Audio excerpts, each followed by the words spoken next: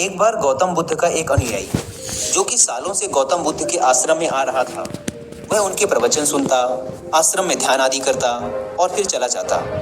लेकिन अचानक कुछ दिनों से उसने आश्रम में आना ही बंद कर दिया था। यह बात गौतम बुद्ध ने भी अनुभव की। एक दिन जब गौतम बुद्ध उस गांव से भिक्षा मांगकर वापस लौट रहे थे, तो रास्ते में उस अनुयायी का घर भी पड़ा। बुद्ध उसके घर के अंदर चले गए। अंदर जाके देखा तो वह इंसान आंगन में बैठकर कुछ काम कर रहा था। बुद्ध को देखते ही वह जल्दी से हाथ जोड़कर उनके सामने खड़ा हो गया। उसने बुद्ध को पीने के लिए शीतल जल दिया और बैठने के लिए आंगन के चबूतरे पर एक चटाई बिछाई। बुद्ध चटाई पर आराम से बैठ गए। फिर बुद्ध ने उस अनुयायी से पूछा, तुम्हारे घर परिवार में सब कुछ ठीक तो है ना? अनुयायी बोला, हाँ भंते, सब ठीक है।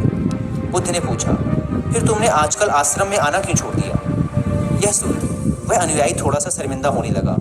फिर बोला, अब मैं आपको कैसे बताऊं बुद्ध? गौतम बुद्ध ने कहा, तुम निसंकोच कह सकते हो।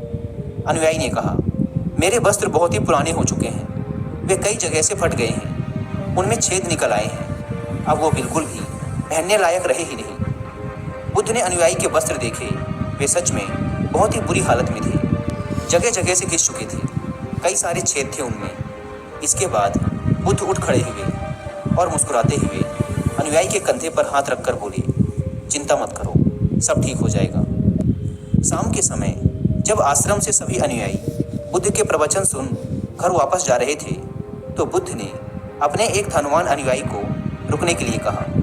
जब सब चले गए तो बुद्ध ने अकेले में उस धनवान अनुयायी से अपने उस गरीब अनुयायी को 2 जोड़ी वस्त्र देने को कहा।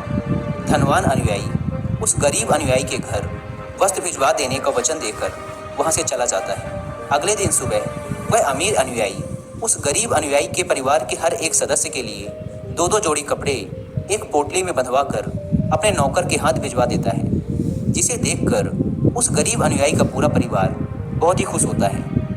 अगले दिन जब वह गरीब अनुयायी दोबारा से बुद्ध के आश्रम उनके प्रवचन सुनने आता है, तो अंत में जाते समय बुद्ध उस अनुयायी को रोककर उससे पूछते हैं, क्या अब तुम अपने नए वस्त्रों में आराम से हो?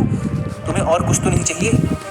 अनुयायी ने कहा, पहले तो आपका बहुत बहुत आभार भंते, मैं इन कपड़ों में बिल्कुल आराम से हूँ और मुझे अब और कुछ नहीं चाहिए। बुद्ध ने आगे पूछा, अब जबकि तुम्हें नए वस्त्र प्राप्त हो चुके हैं, तो तुमने अपने पुराने वस्त्रों का क्या किया? अनुयायी ने कहा, हमारा परिवार अब से उन्हें बिस्तर में बिछाने और ओढ़ने के काम मिलेगा, अब हम उन्हें ओढ़ने की तरह उपयोग में लेंगे। बुद्ध ने कहा, फिर तुमने अपनी पुरानी ओढ़नी का क्या किया? अनुयायी ने कहा, बुद्ध, मैंने उसे अपने घर की खिड़कियों में पर्दे की तरह लगा दिया है। बुद्ध ने कहा, तो क्या तुमने अपने पुराने पर्दे फेंक दिए? अनुयायी बोला, करने और पकड़ने के लिए कर रहा हूँ। बुद्ध ने पूछा, तो फिर तुमने रसोई के पुराने कपड़ों का क्या किया? अनुयायी ने कहा, अब मैं उनका उपयोग घर में पोछा लगाने के लिए करूँगा। बुद्ध ने कहा, तो फिर तुम्हारे पुराने पोछे का क्या हुआ?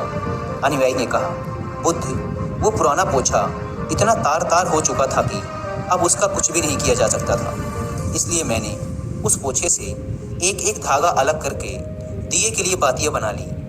उन्हीं में से कुछ बातियाँ मैंने आश्रम में दान कर दी हैं, जो अब आज रात से आपके कक्ष में प्रकाशित होंगी। यह सुन बुद्ध अनुयायी से संतुष्ट हो गए।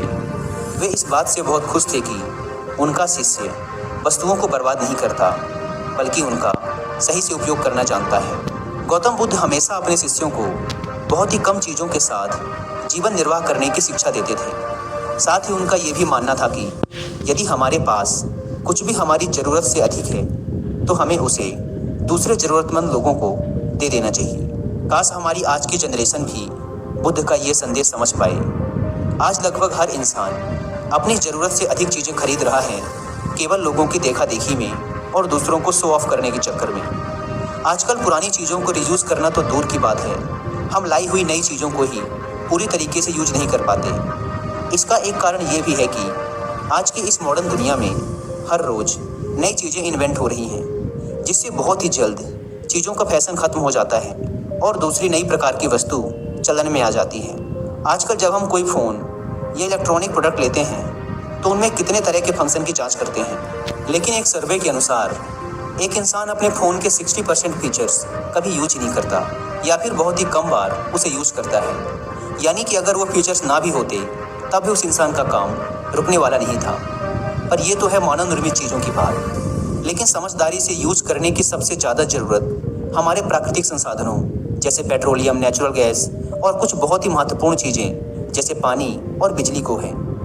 आज जब प्राकृतिक संसाधन दिन प्रतिदिन खत्म होते जा रहे हैं तो ऐसे में हमें भी पूरा प्रयास करना चाहिए कि चीज़ें कम से कम बर्बाद करें और अपने छोटे छोटे प्रयत्नों से इस पृथ्वी को सुरक्षित बनाकर रखें।